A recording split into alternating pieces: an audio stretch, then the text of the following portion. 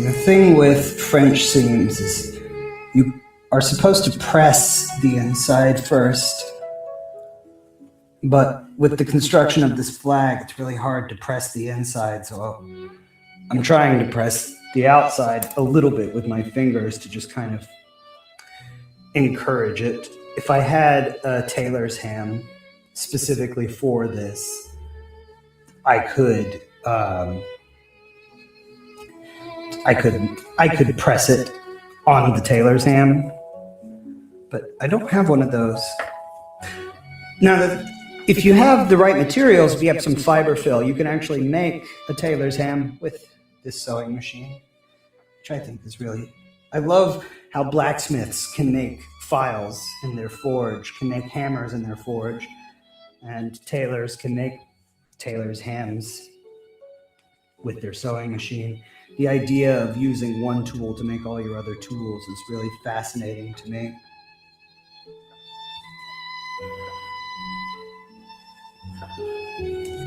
But in the case of this thing, if I really want it to get a good, nice tight seam, I have to make sure it's very flat.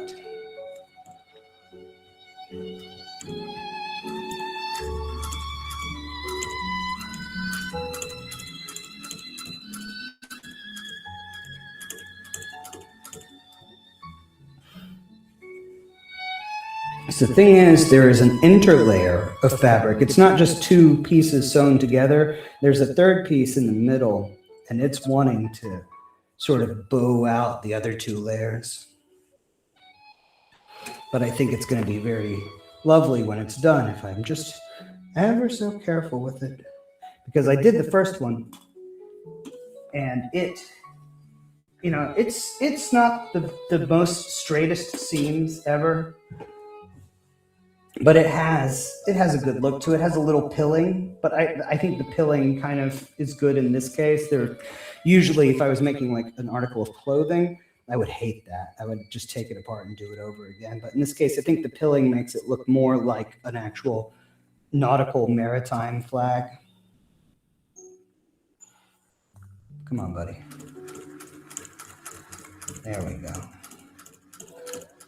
This one, I'm trying to get the seams a little closer to the edge to make it look more like it's gold piping. Because I had jade colored thread on this one. I've got yellow thread on this one. And I'm sure you can't tell because the light of the sewing machine is washing out this one that I'm finishing right now. But the color green is much darker on this other one because this was aged in a bathtub full of black tea for about 5 hours to give it a subtle brown wash effect and make it look like something that's come out of the sand locker of a ship during, I guess, the period that this series takes place in, or a period roughly analogous to that which this series takes place in. This series takes place in something that is the technological equivalent of, I would say, the 19-teens, early 19-teens. The bleeding edge of technology will be the 1920s. When I look at, when I do research on technologies, if I want to incorporate something in it, 1920 is the year that I say, if it hasn't been invented by 1920, it has to be really important to the plot for me to have something that uses that technology. But luckily, I live near an old shipyard, and I know a little bit about ships from this time period already, and I have a nautical museum within walking distance of my house. So if I want to know anything about ships, especially, which are, a key component of this, it's a nautical fantasy. I can always walk down and pick the ear of experts. But I have become something of a minor expert myself, I'm happy to say, because I've always liked ships in the water, and I grew up reading the Aubrey Maturin series by Patrick O'Brian, a man who loved writing so much that he died at his typewriter. And you do pick up a little bit of naval intelligence, to use a pun there, while you're reading these books. And also, both of my parents were in the United States Navy. I was raised by sailors, foul-mouthed sailors. My mother was a chief, which is to say she was a non-commissioned officer. She was a senior non-commissioned officer, and that comes with a lot of this sort of salty blue-collar, I just don't know how else to capture it if you don't know what it is. It's like that judge in that case about pornography said, it's like, I don't know what it is, but I know it when I see it. I guess when you grow up with things, you don't need words for them because you just get used to them. You try to learn all the words you can, but etymologically, a chief is one of those self-referential things when you live in the same house as it your entire life. Really trapped myself in a corner here with this one.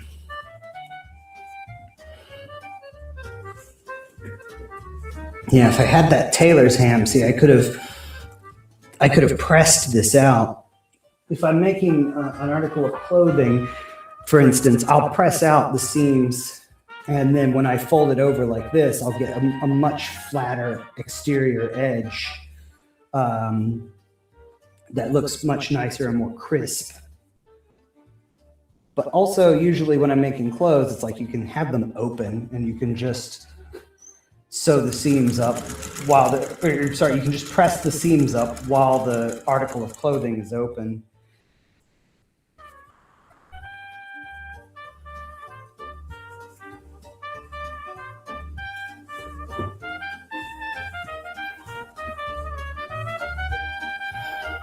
It's not the end of the world, though. I think it'll still look nice when it's done. I just don't think it's going to look quite as nice as this one that I'm going to send to my very first founder tier subscriber. I think that's such a nice, clean, crisp look to it. I think these flags are a really marvelous idea as a subscriber reward. I would like to make, I have another design actually, and I don't know what book this would go with, but this is the flag of the antagonist one, and I've tried to make this one look a little battle damaged. I think I'm going to take it to a shooting range and also put some holes in it. This is a poly duck, so you can't actually burn it and char the edges like I want to. I'm probably going to need to use some like rust sealant paint to make it look like it's been charred a little bit.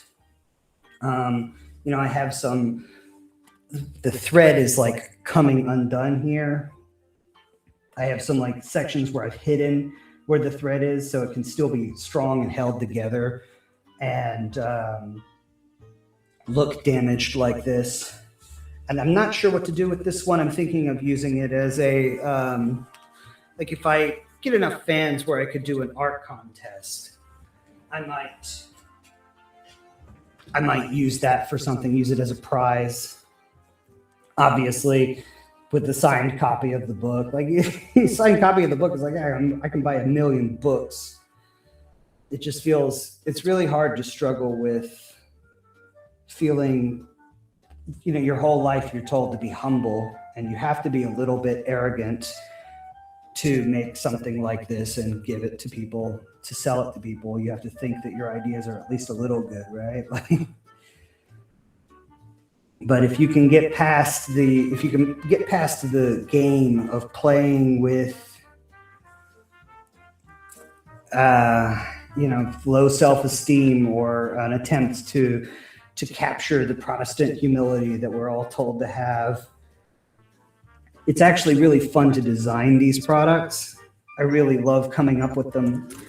I've been in talks with someone else about making miniatures of the different ships that can be 3D printed and then painted. And I would really love to do something like that. I would love to 3D print miniatures of the ships. The saber that the main character has is, I've done a lot of detailed renderings of it in sketches, fully colored sketches. And this is another one of those things where it's like, if you can make a 3D model of it, that would be a really cool keychain and be a great novelty or a miniature for a shelf, which leads you into the next thing, which is like the characters themselves. You know, they wear interesting outfits. They have a lot of props. It would be a lot of fun to have miniatures of them. You know, I know that it's hard to imagine a little indie book being on the same tier as all of the shelf fodder that people get when they like Star Trek and they like Firefly and stuff like that. And I love those things too. So it's like, I don't think everyone would just get all of the stuff, but it's just having the more neat stuff you have when it's so fun to create the neat stuff, when it's so fun to design the neat stuff. The more neat stuff you have, the more interactive in a way it can be. You can have some people who are like, oh, I'm just here for the miniatures. I just want the little miniature. I just want the little ships, the little swords, etc. And then you can have other people that are like, oh, I don't really care about that stuff. I just want the books, or I just want the audiobook. Maybe it's one of these things where you eventually have something for everybody. That's my neighbor's truck. I don't know how well that's coming in on the microphone, but he has a really cool truck. It's very large, which, you know, I just imagine what a tremendous masculine guy he must be with his enormous truck. But, you know, what if it's also a lady? What if she has to haul stuff? Who knows? But I don't know that neighbor. I don't have a problem with them. I just hear their truck a lot when I'm recording the audiobook. I have to pause for a minute and go, oh, we'll wait for them to go by. I've never seen them outside of their house. I've only seen their truck. Now, I do have like a little bit of a relationship with the neighbors over here on the other side. But their cars are very small, so I can never go, oh, that's my neighbor's car. Oh, and then say his name. Oh, that's his car. And feel a bit of warmth or whatever, as much as I'd like to.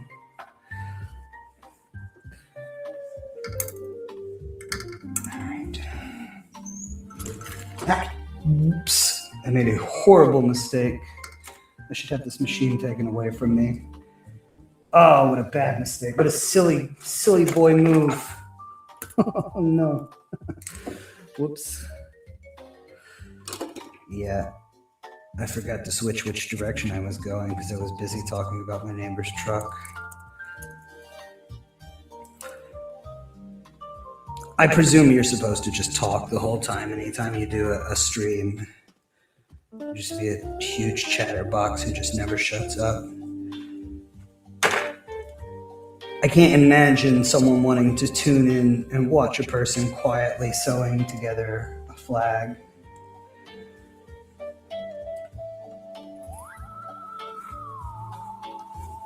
All right. Fabric is very forgiving. You can always take it apart and do it over again. It is extremely upsetting, but it is something you can always do.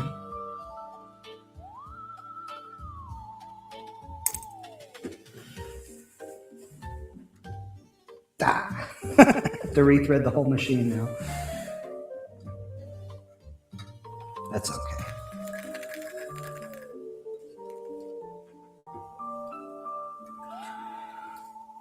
A lot of people get frustrated when you have a hobby or a craft that has a lot of easy ways to suddenly make work for yourself. But I like to think of it like as long as there's something to do, every mistake has a way to make it okay. Has an immediate recovery. I think that's very nice.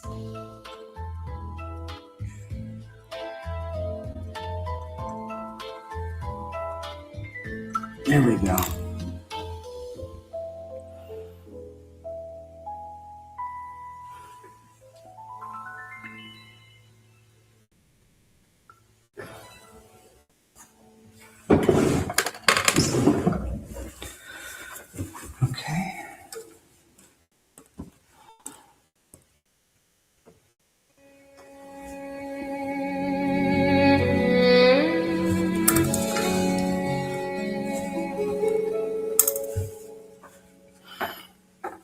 Very nice.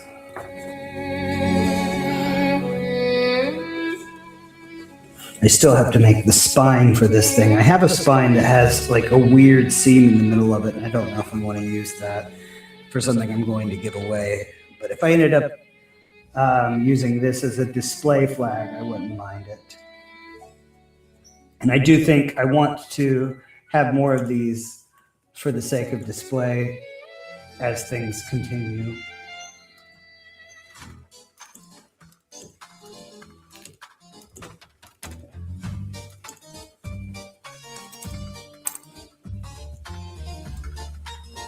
There we go. That's going to be nice. Okay. I think if I do other streams like this, I might do one where I address the camera and I have these flags hanging up behind me. Depending on how many flags I actually end up with. I have a total of 4 right now, 2 of these green ones and 2 of the red ones I showed earlier. And I think that I'm going to end up keeping one of the red ones because it's just not part of the subscriber rewards package. And, you know, I don't know if I'd say if I'm lucky, if I'm unlucky, I don't expect to sell another one. I've sold the one and I don't expect to sell the other one because a book and a flag and a nice little decorative bag with embroidery on it is nice and all. But I don't see it being worth $150 to somebody unless they just really, really love the series or really, really love the book. And I'm going to look at the different tiers and see if I can maybe do it for $99 instead. After I finish putting this flag together, when I go and actually sit down and activate the tiers. I'll see what I'm looking at because I tried to make a tier that was just a ebook last year when it first came out, and I was extremely disappointed because the cheapest possible tier was like the same amount they'd have to pay if they bought the ebook on Barnes & Noble or Amazon or wherever they wanted to get it. And it was just like, why would they subscribe? I was thinking $3.99 for the ebook, which is normally $5. Like at least they'd get $1 off the ebook. And another thing is it's hard to parse the motivation of the subscriber because it has to necessarily be something that you want to do to support the guy. Me being the guy in this case, but I'm trying to, whenever I conceive of it, whenever I'm trying to market it in my head, I'm trying to separate myself and think more clinically, like it's not me who's selling the thing. Imagine it's for anybody. Imagine if I was offered this for something I love, and it may simply be a matter of I am impoverished. I've been out of work since July of last year, which enables me to do all of this cool stuff. And I'm really excited that I was able to put out that serialized audiobook podcast, having all of the voices, the sound effects, the music. It really brought the book to life in a way that I would not have been able to do while working a full-time job. But it also means I don't have the money to afford it. If I were to find it in a way that someone else did it and I liked theirs, I would not be able to afford, to spend $150 for like a collector's box set type thing. And I don't think I would pay for the $4.99 thing either. It's just like, I just think I would just consume the cereal and be happy with it. And that's, I honestly, that's fine for me. I would love more readers. I would like people just leaving comments saying that they enjoyed the series, the story is great, they love the characters, etc. Because I think that if enough people like it, that the kind of person who does buy a box set will buy a box set.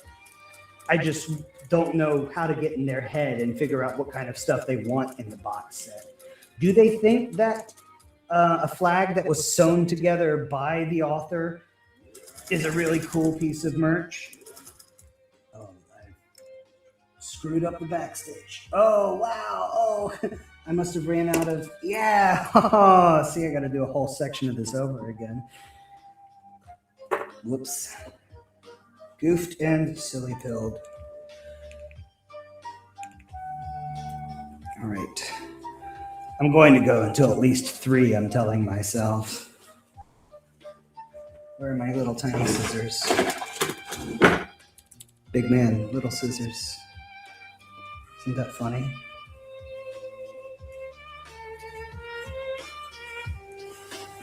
Yeah, so I have to redo this whole last section because I ran out of the thread in this little underside bobbin. It's the way the sewing machine works is this needle on the top brings some thread down and pulls it around in a big circle. There's a little circle under here called a shuttle hook that grabs this thread from your top needle and drags it around in a circle from the thread that's on this bobbin that I'm about to load onto this bobbin because I'm out of it. And every time it wraps a circle, it pulls that circle through and then goes back down again. It's not how you would think, because when you sew by hand, you just go back and forth, back and forth. This idea of like go down, wrap around, and then just pull back up again. But that's how, otherwise you wouldn't be able to do it with a machine. I love machines. Oh, my pins are falling out. Oh my goodness. I'm making a terrible mess. I was sticking my pins in this bobbin while I was finishing the last 3 flags.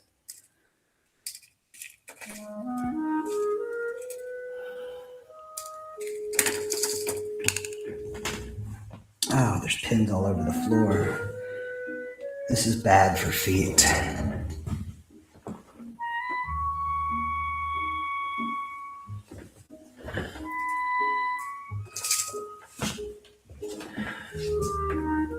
Well, I am sure I will find whatever one is missing with my foot next time I come in here without shoes on.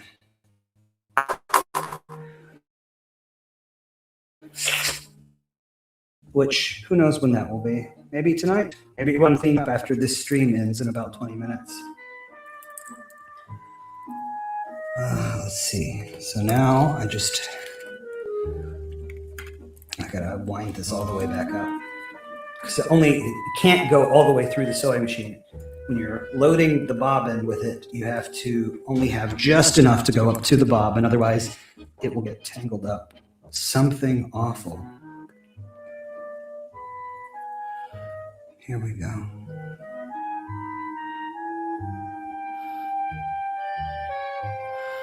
Yeah, I wanted to come back and do another stream because in the first stream I just was stumbling over everything I was saying. I had to get those announcements out of the way, but it was such a train wreck. I just had to turn it off and start over again with it. Now you loosen this nut on the side of the machine so that it engages the bobbin winder. Yeah, there we go. Nope. Oops, I messed it up again.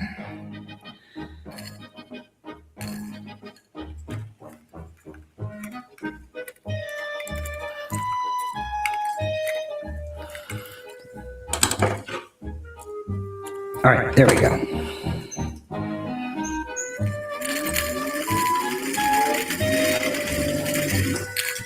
Why does it keep coming out of this little wheel? It's incredibly frustrating.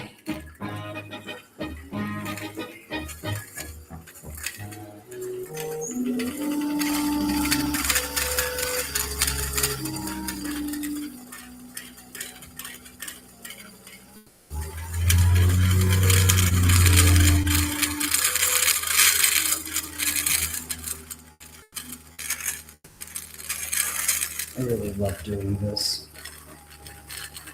There's just something really satisfying about watching the thread go back and forth, filling up.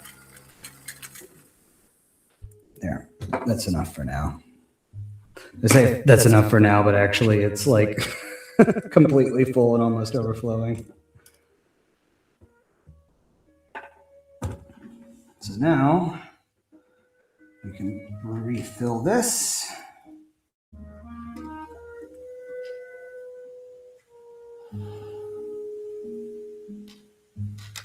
Oh, of course, I can't do it correct either. There we go.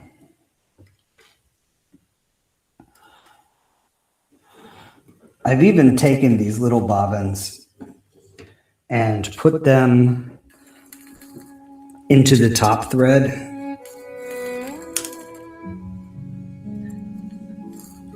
They like to wiggle a lot if you get fast, but if you're going slow, the machine doesn't mind.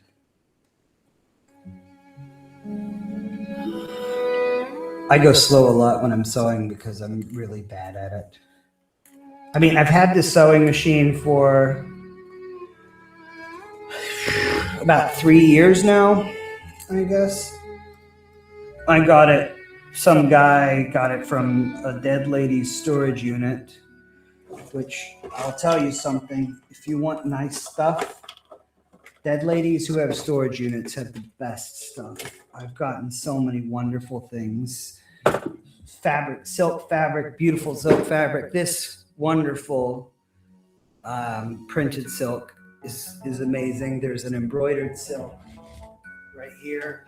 Came from a dead lady's storage unit. There's all of the ladies who had the best stuff put it in storage units and then die. It's tragic that they die unless they want to, I guess. If they're like 96 years old begging for death every day, then, you know, I'm glad that they found mercy. Whichever it is, I'm happy to buy their very nice stuff. Wooden stuff. They have a lot of great wooden stuff too. A lot of them were still alive back when everything was made out of wood and made to a really high level of craftsmanship.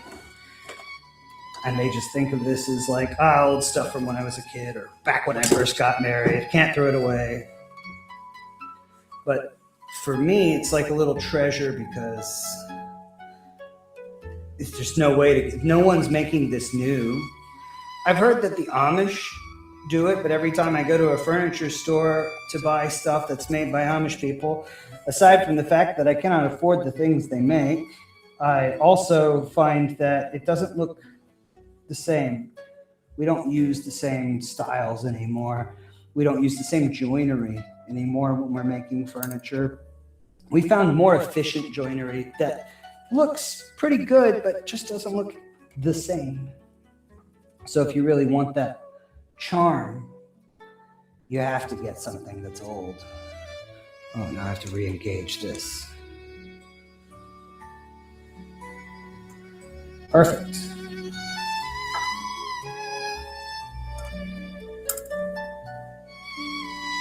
Cardinal sin, moving the fabric after you've started sewing. Well, even though I've had this for 3 years, there are people who have had theirs for a much shorter time that do a much better job than I do.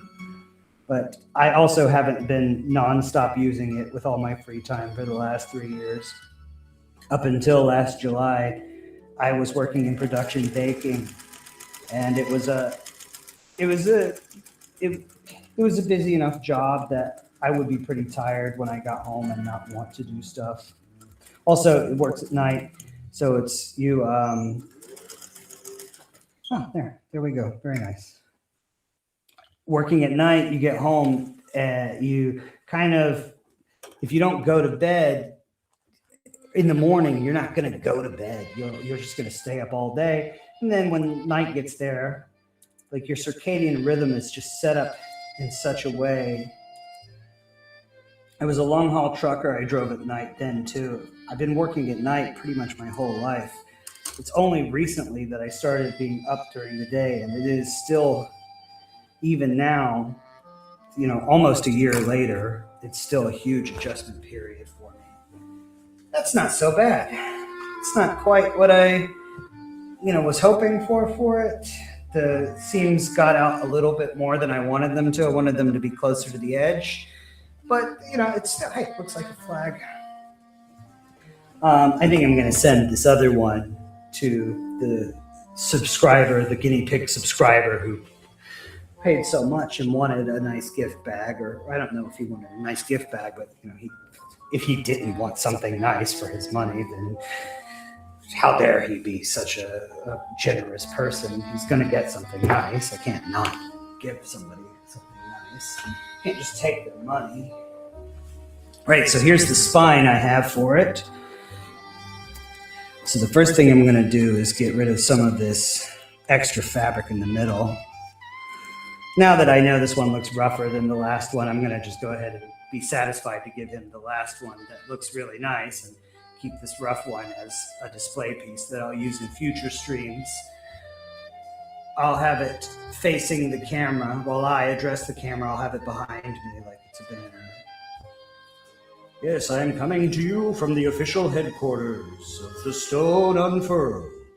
And today we'll be talking, I don't know, I'm thinking for the next audiobook, I'm going to try to do like a dev diary sort of thing almost. I don't know. I feel like the first one I made in secret and I didn't announce it to anybody. I didn't do any sort of product launch stuff because nobody knew who I was, right? I'm a secret guy. Who cares that nobody is making nothing? But now that it's out and I've proved I can make one of these things, I can actually do this stuff. I'm not just talking out of my ass.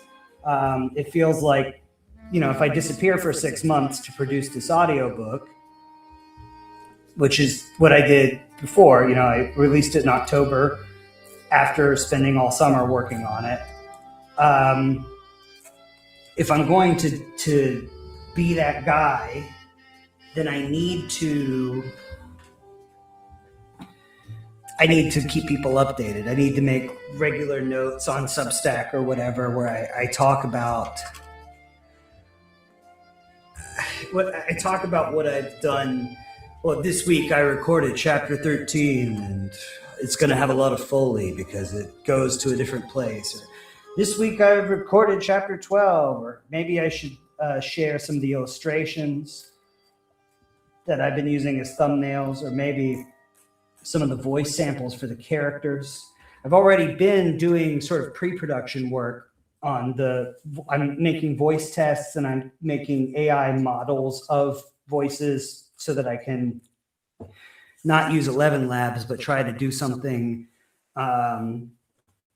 remote on my computer. Not remote, I'm sorry, unremote, local, something local on my computer, because I can't afford to pay voice actors.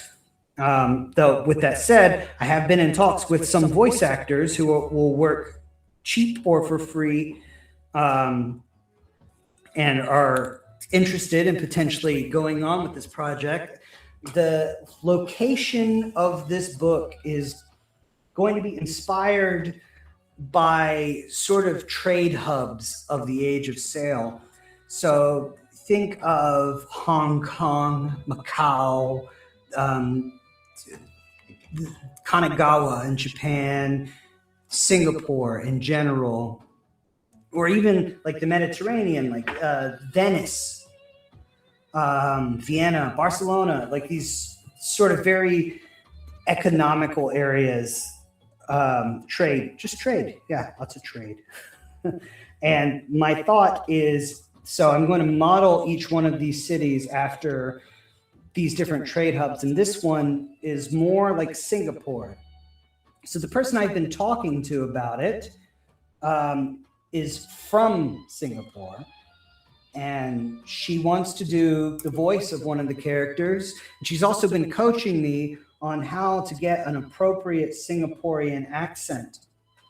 And we've been talking a lot about how to lean into certain aspects, because in Singapore, you have a lot of influences. You have Malaysian influences and English colonial influences and Chinese influences. I mean, there's also people from India. It's a huge melting pot of a country. But in terms of culture and governance, the big three are Malay, Chinese, and British. So I've been sending her voice tests of the character that I think of as being sort of the governor or mayor of this city, of this trade hub.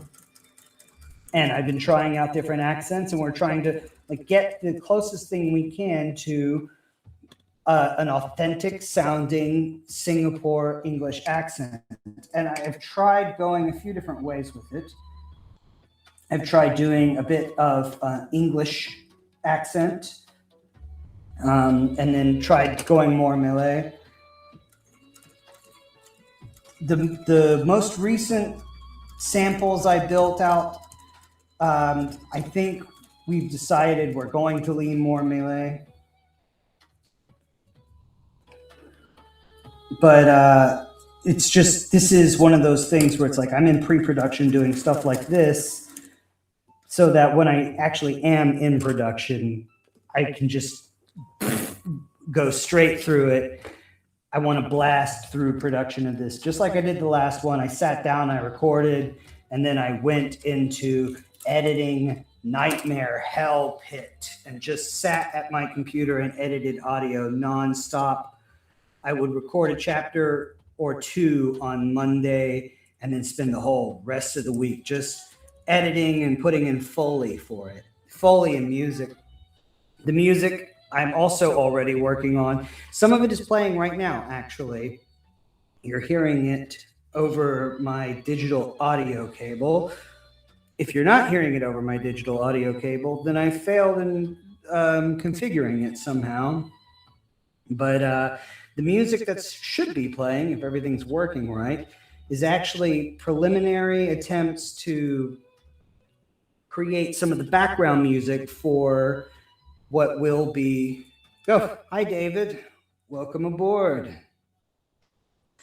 David is the subscriber who bought the premium package before there was a premium package. So the music that's playing right now is preliminary music that I'm working on. You know, if it sounds good, I will probably keep it, but also sounds good as music is not quite the same as sounds good as background music for an audiobook, because you need something to have an even dynamic. It can't get too excited or too loud. And some of this you can achieve with software. I can put it through a compressor that brings the highs down and the lows up. And you'll hear that if you listen to First Last Chance and some of the more active chapters. Whenever there's combat, we have really intense music that plays, but it's never extremely, it's never extremely loud. It should never be so loud that you can't tell what's going on. Now, David, since you're here, I did an announcement earlier where I showed off the flag and the book. You should see it because it's actually going to go in a box tomorrow and travel to, I hope you will supply an address to me, because otherwise I'll have to just hire a private eye with your money to find you. But the $150 or maybe more, maybe less, I have to look at the actual numbers. The highest tier subscriber package will have one of these beautiful maritime signal flags. Bookmark. That's nice. We have the tassel made from lobster rope and a signed print hardback of the book. I'm not sure if the stream is sending it out reversed because it's mirrored on my end, but I want to put an epigraph in the book and also give a handwritten thank you message. Oh, and all of it comes in presentation bag with this horribly hand-embroidered golden moon on it. Fantastic value for the money, I know, darling. But I think that this is like a very nice package. It's very varied, but I'm really looking forward to maybe getting access to some other stuff, because I want to make miniatures of the ships. I want to maybe make a keychain that looks like Arlo's saber. And I was working on one of these things, gosh darn it. And I just think I have some exciting ideas for potential products that can be made that either be sold as merch or be part of subscriber rewards. I think that you can really get carried away making some of this stuff, but the more of it I can make, the more, I don't know, it just makes the world more real to me. I have a friend, the woman who provided the recordings and the weights for the vocal model of the character Irina Rathbone. She wants to make a deck of cards. She wants to cosplay as the character at Dragon Con and make a deck of cards mimicking the deck of cards from the actual book, which in the book, this woman has a very bawdy, sort of rude deck of cards that I'm going to think of as sea cards. They're common amongst sailors and the working class, and there's pictures of women in various semi-erotic predicaments.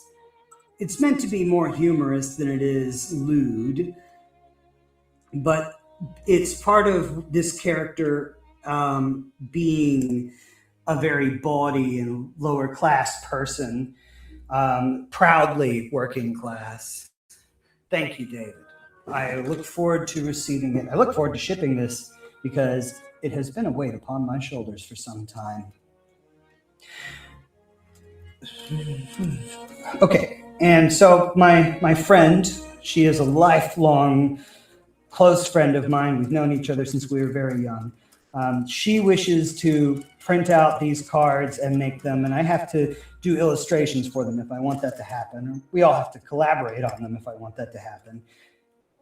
And it's a lot of work, but I got carried away. I just already designed the deck and some of the games that you can play with these cards. I designed products in my sleep. And so getting to do subscriber rewards like this is really exciting for me. I can't wait to see if I can just get a few more things like this together as the book series goes on. Yeah. That's good. Yes, her voice. David asks, was she the one whose voice was the model for the character? Yes. She sent me recordings of herself. She's an English major, so she loves poetry and literature. She sent me recordings of herself reading the Ballad of Alfred J. Prufrock, some of her favorite passages from Nabokov, not Lolita specifically, but though the prose in Lolita is fantastic. But she likes this one piece that Nabokov wrote about a woman who is playing piano by the window while it is raining. And he uses such superb words to describe it. And she just fell in love with that passage. And so she sent me recordings of herself reading it. And I used those recordings as weight to build an AI model for Irina Rathbone. I deliver all the lines. So when you hear Irina go, it's actually not just intended to be a trilogy. It's intended to be a very long series. My plan is to follow this character's life from like youth until he is a family man in his like late 40s. And not just for this character, but also to look at the way this world is growing as it runs into industrial technology and changes, and answer some questions, I guess, that we have about our own world in a way. I don't really want to answer them, I guess. I just think that it's something it's more comfortable to explore in fiction than it is in reality. The Korovokian Empire is, to me, on the other end of a culture war. They've finished their culture war. We've really still in the middle of ours. And they are learning to get along with each other again after being divided and frictious for a long time. And I want to explore how a society gets like this. I don't intend to leave anybody hanging. I have no idea why. I know why Robert Jordan left people hanging. It was just like, oh, why end the series? I want to stay aboard the more money train. I don't know what George R.R. Martin's motivations are.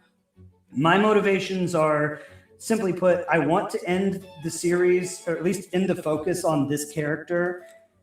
If I do more, I want it to be around other characters. I think there's a lot of meat on the bone in this world. And while I like Arlo as a sort of stranger in a strange land, as a beautiful idiot, as my wife calls him, who can experience the world, and we can use it to teach people about the world and do world building without having to do those giant 9-paragraph expounding sequences. I think that there's a lot more interest. You can make more interesting stories focusing on other parts of the setting. I have plans to do, based on some of the feedback of my beta readers, I want to do a Irina Rathbone side story. A lot of people really like her as a character, and her job as a Tribune takes her around the setting and has her traveling and interacting with a lot of different stuff in the world. So I want to, if I can work up a side series for her that has like less complicated themes and is a little bit more tropey and schlocky and kind of like action, almost pulps in a way, I will do that. It's just last year I tried to start doing that after I finished First Last Chance. And even though I'm unemployed, I often find myself with so much to do, and I end up being very busy despite being unemployed. You'd think that a lazy man-child such as myself would have all the time in the world to do stuff. But I end up picking up sticks for $50 here and there, going out to HEMA clubs, and it's like every day I find myself with a huge list of stuff to do and have no idea how someone with a job can have a full life. Which I know that makes me sound like one of those Reddit anti-work socialists, but maybe maybe they have a little point somewhere. I think everyone's right about something.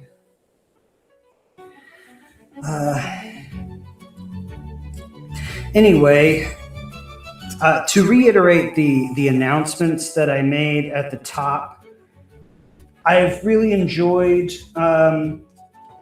putting out this series. I'm glad that I have some reception. People seem, the most important thing to me is that people seem to see in it what I am trying to say with it. And that makes me feel like it's real. Like I'm not just, it really dispels the imposter syndrome. Not much in common with it. You are literally multitasking right now, sewing and doing a podcast at the same time. Not much in common with a lazy man-child. This is the handsome voice I'm giving, David. This is what happens when you give me money. I represent you with a handsome and masculine voice. Yeah, well, I also play video games sometimes. I don't think I'm actually a lazy man child. It's just something I say to dispel my feelings of insecurity about not having a job when for many years I worked really hard and I worked a lot.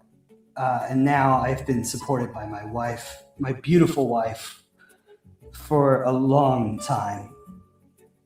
And I love her to death, but I really wish that I could give her something back other than this silly fantasy series.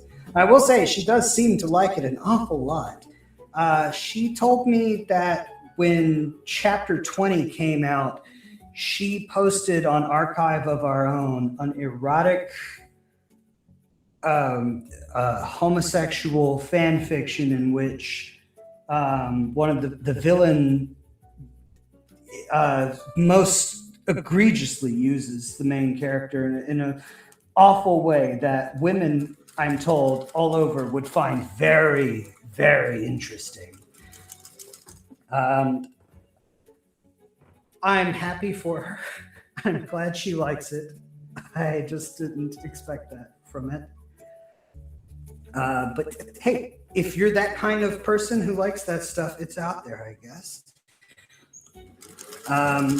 She has told me she enjoys it a lot. We stay up at night sometimes just going back and forth in the voices of the characters when I'm trying to work out dialogue sometimes. And I think she finds it quite interesting. Yes, okay, I think this one's going to be done very soon. Let's just go fast, even though that's when you make mistakes. Zoom, zoom, zoom. Okay. Got to do a backstitch. If you don't do a backstitch, it'll fall apart later on. So I don't currently have another brass hook like I do for the first flag. So I'm going to have to find some other means of winding through the spine.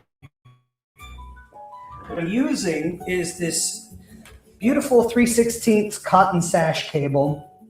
This is not period correct to the story. Like a real maritime vessel in this time period at this tech level would be using a waxed cotton cable. Luckily, I don't think anyone is going to be hanging these up on their actual ship. And if they do, the Coast Guard is not going to recognize that you're signaling you're a vessel of the Korvokian Empire. And even if they did, they'd think you were a lunatic. However, this does come pretty darned close to the waxed cotton cable that they would use at this tech level in maritime affairs. I need this thing. This is the thing that sailors wish they had back in the day. This little purple thing, darling, it makes this easy. We just gotta weave through.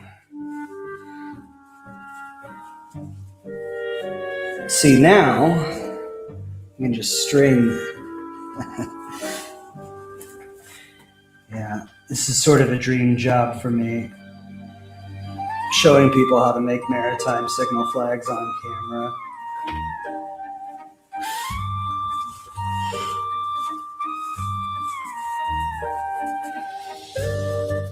Yep, and now I can just grab the other end of it and it just, like magic, pulls it through. Isn't that great?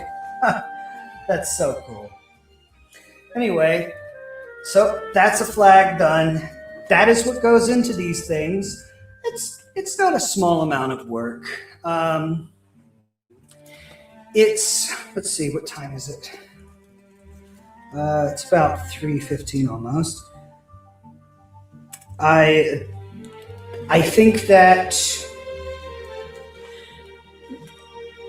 I spent about 20 minutes sewing it together after I turned on the camera, and I think I spent a lot more time than that pinning it and cutting it.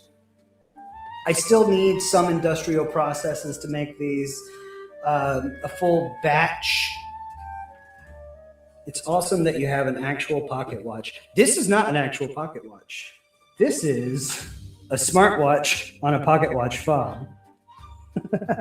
But I do have a collection of really cheap, crappy pocket watches because the main character's watch, Arlo has a pin set pocket watch, which is a very cheap pocket watch. And I had to find one to record it for the sake of getting the sound design right on the book, because it's a key element of the narrative. Anyway, so I would say this is about putting one of these flags together is about 45 minutes total worth of work, and I have to also pay somebody to print these individual pieces of fabric that I then sew together for me. This is done through a process called acid dye sublimation. It's a little expensive, but I think it makes a really nice product. This first batch, a personal friend of mine did for me for free. And, well, we're saying for free, but I think I have to send him a copy of the book too, in case I ever get famous. And I have to sign it, of course. So if I get a bunch of orders for these things, once I turn on the subscriber tier rewards in a little bit, I will pay for them and I will buy them. But I think that having something that the author really put together just like this and worked on, I spent a very long time making this design too, as simple as it appears to be. It's really hard to get my sketches down into clean lines like this, and then from there onto an SVG file. So it's a vector, which means it's scalable. I think that having an author put that level of work into the subscriber rewards makes them seem really premium. I'm hoping that when I get this battle-damaged Caldonite flag done, I can offer it as a prize in some kind of competition. I think it looks really cool, but it's still like you could. Right now, it doesn't look battle-damaged yet. It looks like it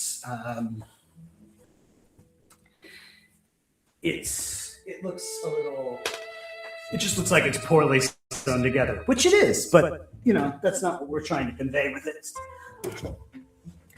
Let's see. Simple is actually critical for naval signal flags. The image doesn't resolve at distance. Yes, it's true. And also for gonfalons and battlefield flags. And also, to me, it's important that this design is one that is represented in the world and talked about. Characters would recognize it even if it wasn't on a flag. We have, Irina has a tattoo of a green crescent moon on her left cheek. This is like the equivalent of, a girl with an American flag tattooed on her cheek, basically. This is like a very patriotic thing for her to do. I like having these common design elements for the factions. The Caldonite flag that I keep bringing over here and then taking away again. This 7-pointed star is their symbol, and having these rays come out from it that is to represent that the Church of Caldon has 7 Crusader chapters, and this is the path of each Crusader chapter represented on this flag, and that the Church, as a unifying force, has this whole thing. I like these designs. Even with this design of the Imperial flag, mounted on a halyard, when the wind catches it, it would flow like this. Having the moon behind you is a way of saying Corvus is behind us, the Jade Queen is behind us, she watches, etc. And I think that's, I love designing things like that. You know what I want for the next tier reward? You need to have Arlo's sword forged by a Rin Fair-Smith. Actually, I have talked to a couple of people. It would cost like $1,500, but it is possible. That is designed based on a Polish saber. And there are a lot of people who are making Polish sabers out there that are very good at it already. Just cleaning up a little bit down here with my foot. The old sweep it with your feet. Anyway, oh, by the way, I have a face too. I'm real.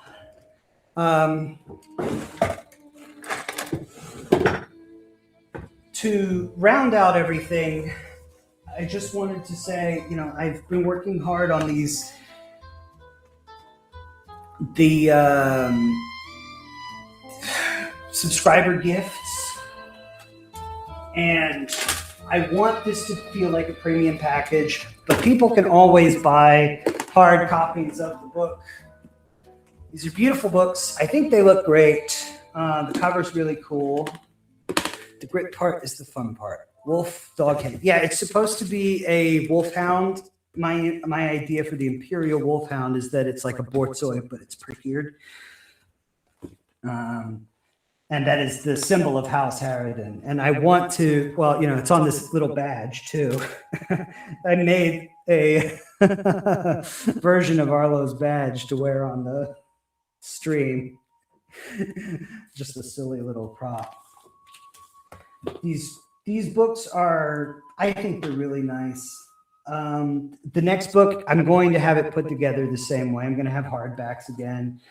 The next book is pretty much done. As you can see, these beta reader copies are fully annotated, but they're not deeply annotated. And this, what I am calling my first draft, this beta reader copy it's in prose format. I have the symbol. If you've looked at the first last chance copies, I use this little moon symbol at the beginning of each chapter. I have the same symbol. I've already designed all of the art for it. I've already done the cover for it. All I need to do is finish the final rewrites, which once I get back all 4 of the beta reader copies, that will be all I have to do. And from there, I can just, release it. I have to get the copyright and everything. The legal stuff took a long time last time, but I can get that stuff while I'm doing the audiobook this time, which I couldn't do that last time. So I'm aiming for another October 31st release. And I think it'll sound great. Because I've really learned the workflow. I have this very expensive looking microphone, and I'm going to probably get another microphone because I don't like everything about this very expensive looking microphone. But I'm getting a lot more equipment, and I've got more time, and I'm going to have a workflow. So I'm really excited for the next book, and I think it will sound fantastic. I'm out of stuff to sew, and I'm out of stuff to sell. So for now, I guess I'll repack David's package for him. I won't ruin the surprise of what the handwritten message says, so that he'll still have a reason to open the book. Let's see. Flag. It must be presented.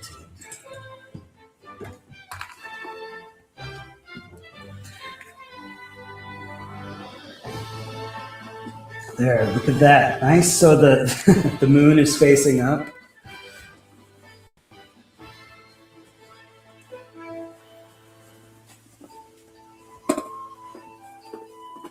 This song actually that's playing right now is not one that I had intended for the book. This is something that I put together a while ago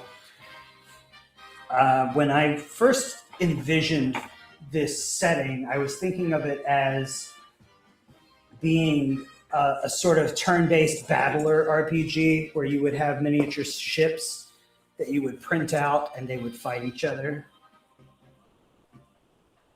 but I decided I can't actually 3D model. I'd really love to get some ships from the setting printed up and turned into miniatures that I could give away as rewards. But if I could 3D model, I would have definitely made this like a Warhammer style miniatures game. And who knows, maybe the future still holds that for me. If I could just really just get this darned thing in here.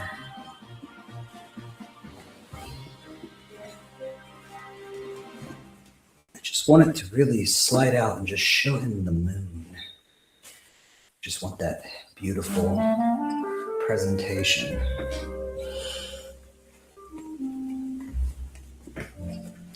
All right.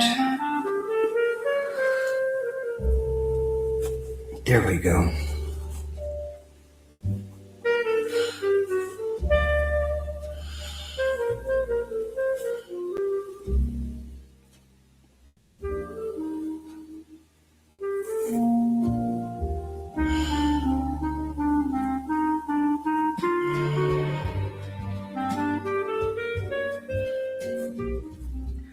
So all of the music that's playing right now is, these are Suno covers. In some cases, they're not covers, they are recordings. Like, for instance, I'll switch tracks here. This is a recording of myself actually playing piano. I have behind me, and you'll see it in frame, I think, this right here. This is a Roland keyboard or electric piano. It is the FP3 Roland digital piano. I've had it for many years, and you can't see it. It's not in frame, but above it is a Korg Triton Extreme, which is a digital audio workstation and a synth. The music that you can make with it sounds like video game music from the PS2 era. It's pretty decent. It's not the best thing in the world. But what I do is I go into AI music tools and ask it to remix. I say remix this after I record this. This thing that's playing now, I put in this recording of myself playing piano, and then I extended it here. And now you hear the clarinet come in, but it's repeating the melody. And now there's lush strings behind it. And it has a sort of layered polyphony, and it sounds much more produced than the stuff that I can make with the keyboards, with the synths.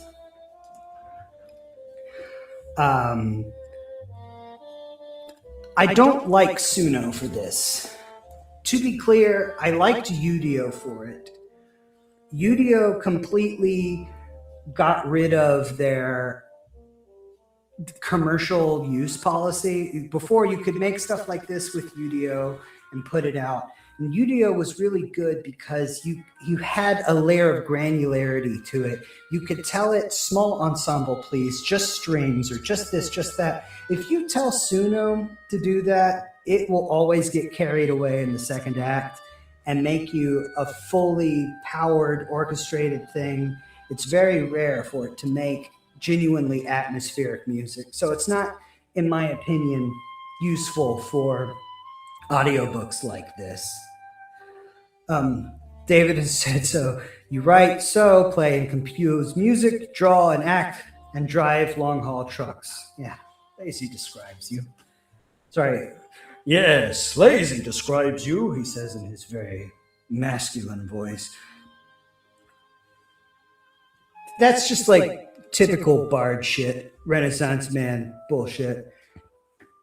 The fact of the matter is, at the end of the day, sometimes I sit in my chair and doom scroll Substack, Reddit, TikTok, Twitter, whatever for a very long time and do nothing, and then it's time to cook for my wife. it's not like every day is spent singing, dancing, jumping around, and swinging swords. But also, I just have really low self-esteem, so maybe lazy doesn't describe me, but I use it to describe myself because it makes me feel better. At the end of the day, though, I think I'm doing good. I think that first last chance is good. I think what I'm making is good. I think this stuff is good. I think that, a lot of people are using AI tools these days. They see the tools come out and they see the possibilities. They see the potential, but they don't use the potential. And I think what I'm trying to do is use AI tools where it fills in my weak spots rather than just prompt out an instantaneous product and make the thing that people call slop. I knew how to make an audiobook where all the characters had different voices. I just can't afford voice actors. I knew how to make music. I just can't afford the sample libraries. I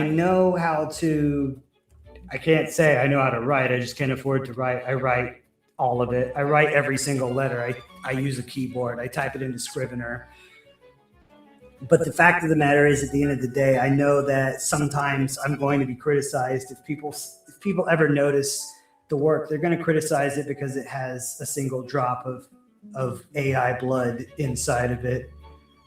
I think that's fine because at the end of the day, I really think it's a good product and I couldn't have done it without the AI tools. I think if you're using it to actually write, maybe there's something to be said there. But then, people will say that about the art too. Like I do all the illustrations myself. I use Design Doll to build a Loomis model and then I draw a sketch on top of that and then I do line art over the sketch. Or I do landscapes freehand, just things like that. That's not AI. I'm doing those illustrations myself. But 10 years ago, someone would have said, oh, you're not drawing the Loomis models from scratch. You're drawing over them. You're tracing, basically. Yeah, that's cheating. So maybe one day I'll feel like the AI artists aren't cheating. Like that's just the most recent method. I just can't use the AI visual art because it just gets the details wrong. If it accurately represented the very small details, I would use it. But it's really important to me that those details are accurate to my vision.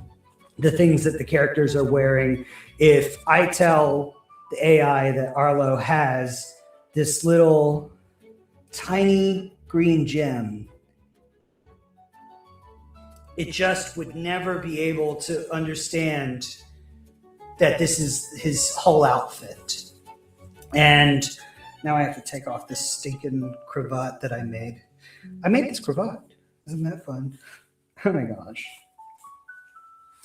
This is the power of AI, says David. Enabling creators who don't have the financial assets to build a multimedia IP that is rich and exceptional. Why anyone would prefer the old model of allowing an elite few to decide who become successful. Or why would anyone prefer the old model? The elite, the gatekeepers, I haven't even tried to get past them. I don't think that First Last Chance would make it through. The two sort of cultural gangs in this country, I think, would hate it. I think that it has characters that have like alternative lifestyles or whatever you want to call it. It has a lesbian. The main character is not strictly speaking white, but I also think that if there was another side to it, the people representing what they're calling woke would also have a problem with it, as like, having negative representations of gender or just whatever. Like, I just think these people in general on both sides live to find complaints with it, and just First Last Chance is not compatible with either one of those sides, as we would call it. So it would be rejected wholeheartedly and roundly by the whoever is in charge of the guys who wear suits in the media world. I don't know what their priors are, what their motivations are, and I just don't care. I worked with those people a lot when I was in my early 20s and I was doing voice work. And I just don't think that they're motivated by like a genuine desire to be good people. I don't think they really care about their product so much as they have died an ego death and they care about being perceived as putting out products that are virtuous. First Last Chance is not meant to be virtuous or invirtuous. It's meant to be a fun escape and take you into another world. A fun and interesting world. And maybe there are some moral messages in it, but if anything, it's just anti-war. And you're not going to get there until you're deep in the book anyway. So I don't think it's got anything to say, really. It's just fun, nice, good dialogue, funny people, nice characters, people that you want to get behind and root for. I think I'm going to go ahead and wrap it up for the day. I finished the work I was going to do on camera, and I do have some work that I have to do off camera around the house. But to anybody who watches the recording of this later, thank you so much for giving it your attention. And thank you especially to David and the others who actually tuned in to see it live. I'm not going to strip off in front of everybody. I know that would get me a lot more viewers, but I'm just going to take this vest off so I can free my watch and put it back on my wristband. And I hope that if you did follow First Last Chance at all, if you listened to a few episodes of the podcast, even if you decided ultimately it was not for you, I hope that it brought you joy in some way. I hope that it was a good story, that it sparked joy. That is my number one desire when it comes to these books and these characters, is that they are interesting and exciting and that people just feel good while they're taking them in, and that it's not the trash that we see everywhere. And other than that, I guess just have a marvelous day. And thank you for tuning in. One day I'll get this watch back together. Here we go. Now I have to go back to being a normal guy instead of a silly man in a little vest. Okay. Farewell.